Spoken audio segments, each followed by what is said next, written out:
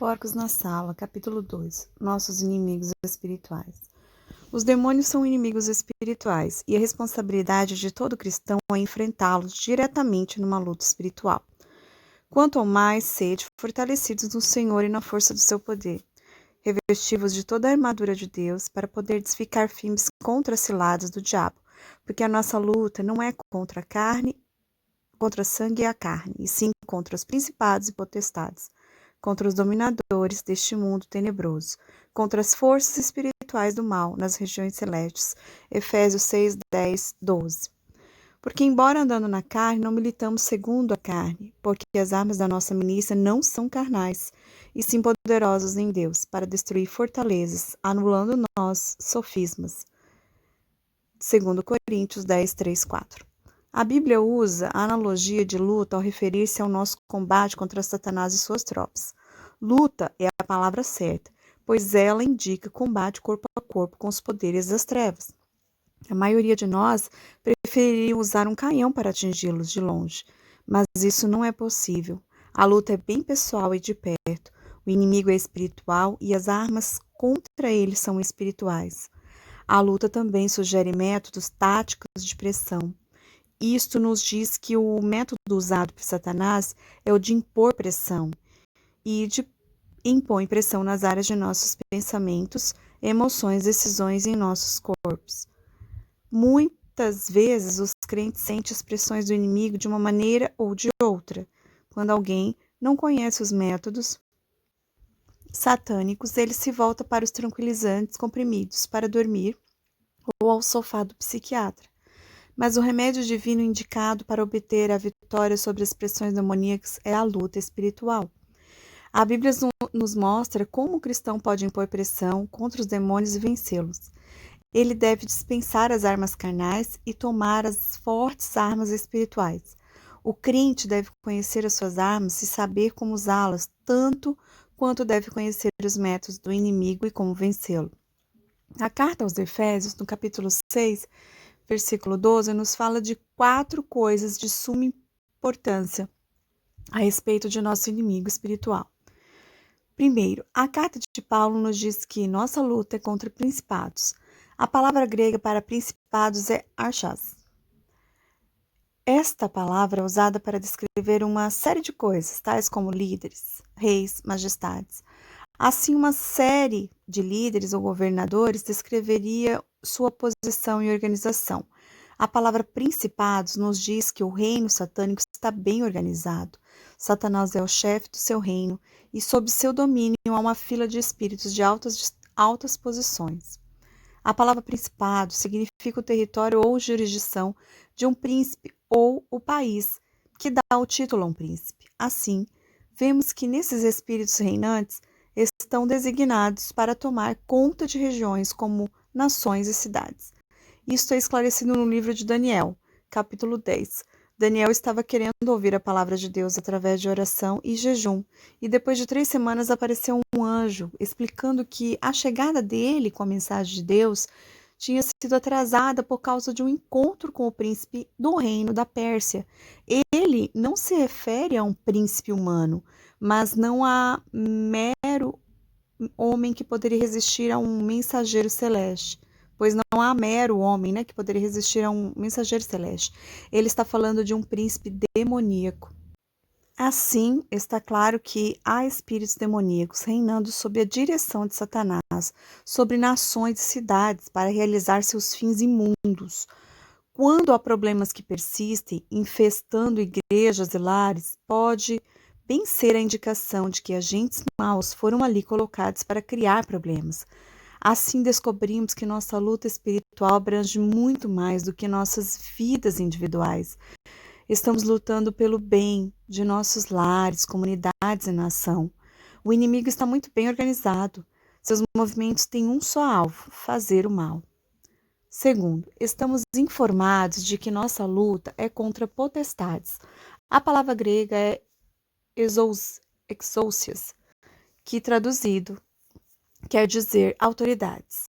Esta palavra nos diz que os demônios colocados sobre várias áreas ou territórios têm autoridade para cumprir qualquer das ordens que venham a receber. O soldado cristão não precisa se desanimar ao saber que quem ele enfrenta tem autoridade, pois ao crente foi dada autoridade ainda maior. Ele está revestido com a autoridade do nome de Jesus. Estes sinais hão de acompanhar aqueles que creem em meu nome e expelirão demônios. Marcos 16, 17. Este versículo nos diz que os que creem têm autoridade maior que a autoridade dos demônios. Os demônios são obrigados a se render à autoridade do nome de Jesus. As Escrituras revelam que os demônios não somente têm autoridade, mas também têm poder. No Evangelho de Lucas, capítulo 10, versículo 19, lemos sobre o poder do inimigo. A palavra para poder no grego é dunamis. Nossa palavra dínamo vem dessa palavra, mas este fato não desanimará o cristão, pois ele tem a promessa da palavra de Deus de que ele pode ter poder ainda maior do que o do inimigo. Recebereis poder ao descer sobre vós o Espírito Santo, e sereis minhas testemunhas tanto em Jerusalém como em toda a Judéia e Samaria e até os confins da terra. Atos 1:8. O crente recebe poder no Espírito Santo e Jesus reconhece que seus seguidores precisam de autoridade e poder para combater o inimigo. Quando ele enviou os 12, eles foram todos equipados. Tendo Jesus convocado os 12, deu-lhes poder e autoridade para sobre todos os demônios e para efetuarem curas. Lucas 9:1. Um pouco mais tarde, no seu ministério, Jesus enviou 70 discípulos, 2 a 2. E quando eles voltaram, contaram do sucesso que tinham experimentado em lidar com poderes demoníacos em nome de Jesus. Então regressaram os 70, possuídos de alegria, dizendo: Senhor, os próprios demônios se nos submetem pelo teu nome. Mas ele lhe disse: Eu vi a Satanás caindo do céu como um relâmpago. Eis aí vos dei autoridade para pisar de serpentes e escorpiões, e sobre todo o poder do inimigo, e nada, absolutamente, vos causará dano. Lucas 10, 17, 19. A grande comissão que Jesus deu à sua igreja proporciona a mesma autoridade e poder. Em Marcos 16, 17 está dito que é para os crentes expulsarem os demônios em nome de Jesus. Esta promessa não foi limitada para os apóstolos ou aos discípulos do primeiro século, mas é para todos os crentes de todos os tempos. A comissão registrada em Mateus 28, 18, 20, abre-se com a declaração: Toda a autoridade me foi dada no céu e na terra. Ide, portanto. Possuímos hoje a mesma autoridade e o mesmo poder para ministrar o que foi dado à igreja no princípio. Seria pura tolice combater os espíritos demoníacos sem esse poder e autoridade. A autoridade vem através da salvação e o poder vem através do batismo no Espírito Santo. O poder que o crente recebe por meio do poderoso batismo no Espírito Santo é visto na operação dos dons do Espírito. Veja 1 Coríntios 12, 7, 11. Tais dons do Espírito, como palavras sobrenaturais de conhecimento e o discernimento de espírito, são indispensáveis na luta espiritual. Esse poder e autoridade em nome de Jesus são dados a fim de que o crente possa vencer os poderes demoníacos. Um policial militar é um exemplo de autoridade e de poder. Ele se levanta de manhã e veste sua farda e os emblemas policiais. Todo mundo reconhece, que sua autoridade pelo uniforme e emblemas. Mas há pessoas que não respeitam a autoridade, seja ela qual for. Por isso o guarda usa o cacetete de um lado e o revólver do outro. Agora ele tem o poder necessário para reforçar a sua autoridade. Da mesma maneira, o cristão será um tolo se tentar combater as forças demoníacas sem autoridade e poder. Não devemos ficar esperando que Deus venha em nosso socorro. Não é hora de orar para que Deus providencie o poder e a autoridade. Ele já providenciou nossa salvação e nosso batismo no Espírito Santo. Deus está esperando que reconheçamos que Ele já providenciou tudo o que é necessário e que é para entrarmos na luta, tornando-nos a igreja militante da profecia.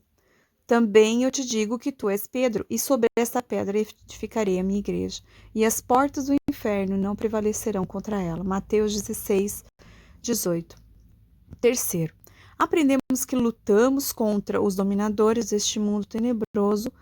A palavra grega para dominadores deste mundo é cosmocratores, que pode ser traduzido como príncipes deste século. Tal designação do inimigo enfatiza sua intenção de controlar. Nas Escrituras, Satanás é conhecido como Deus deste século, segundo Coríntios 4:4. Quando Adão caiu por seu próprio pecado, Satanás ganhou domínio sobre o mundo. Jesus não negou quais as pretensões de Satanás feitas durante o período de tentação no deserto. E lhe disse, tudo isso te darei se prostrares me adorares. Mateus 4:9. É de máxima importância que reconhecemos Satanás como um inimigo vencido. Ele não tem poder nem reino. Temos todo o direito de tratá-lo como um transgressor. Vamos supor que você é o proprietário de um terreno todo arborizado. Como dono, você coloca uma placa dizendo entrada proibida. Isso significa que você é o dono e tem o direito legal de proibir a entrada de estranhos.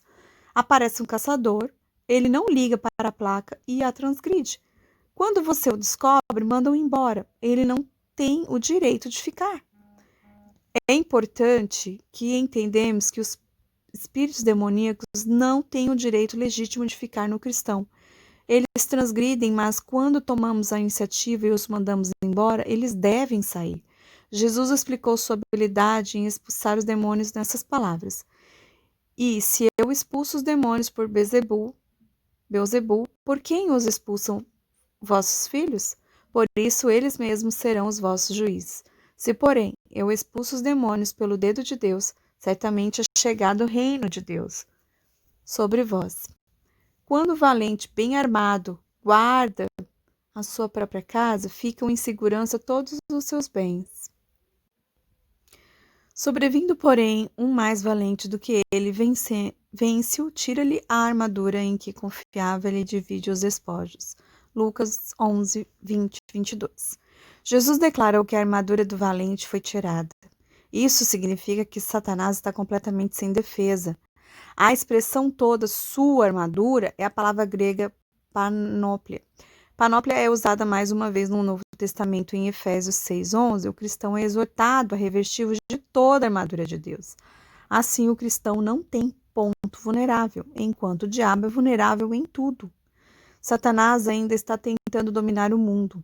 E temos de afirmar que ele tem progredido bastante na realização de seu alvo. Por quê? Porque a igreja não tem se levantado na autoridade e poder, que é sua herança. Mas nesses dias, uma grande parte do corpo de Cristo está começando a entender o inimigo. Está tomando a sua própria armadura espiritual e está tomando a ofensiva contra Satanás e suas hostes. Quanto mais os cristãos entram na luta, tanto mais Satanás perderá. Quarto, as Escrituras dizem que lutamos contra as forças espirituais do mal nas regiões celestes. A frase-chave aqui é de caráter injurioso ou destrutivo. Estes poderes têm só um objetivo, o mal. Eles podem aparecer como anjos de luz e, por ilusão, atraírem muitas pessoas para as redes de destruição. Jesus expôs seus maus objetivos nessas palavras. O ladrão vem somente para roubar, matar e destruir. João 10:10a. Estas 4 expressões de Efésios 6:12 têm nos dado um quadro vivo do reino satânico. Está bem organizado para alcançar os seus objetivos. Os poderes demoníacos estão colocados em ordem e autorizados por Satanás a controlar o mundo inteiro, enchendo-o com maldade perniciosa. Não há vantagem nenhuma para nós ignorarmos as forças e os métodos de Satanás. Isso deixa Satanás operar como sempre, oculto e sem oposição. O fato de não nos envolvermos na luta espiritual contra ele sugere que não nos importamos com aquilo que acontece conosco, com nossos queridos, com nossa comunidade, com nosso país ou com o mundo. A maioria dos cristãos não se envolve na luta espiritual por falta de orientação ou de reconhecimento da importância da luta e de como entrar nela. Hoje, Satanás está ostentando seu poder por meio do espiritismo de todo tipo, horóscopos, seitas, etc. A igreja está sendo forçada a examinar novamente seus próprios recursos. Um jornal dos Estados Unidos reproduziu a seguinte citação do Dr. Billy Graham: todos nós que trabalhamos na obra cristã estamos bem cientes da necessidade de lutarmos contra as forças e poderes sobrenaturais. E perfeitamente óbvio a todos nós que as pessoas possam estar possuídas por demônios, atormentadas e controladas por eles. Mais e mais pastores têm de aprender como usar o poder de Deus na libertação do povo dessas terríveis possessões pelo diabo. Deus está levantando um exército grande, armado, com armadura espiritual. Os resultados são impressionantes. Através do Ministério de Libertação, milhares do povo de Deus estão sendo libertos dos tormentos demoníacos.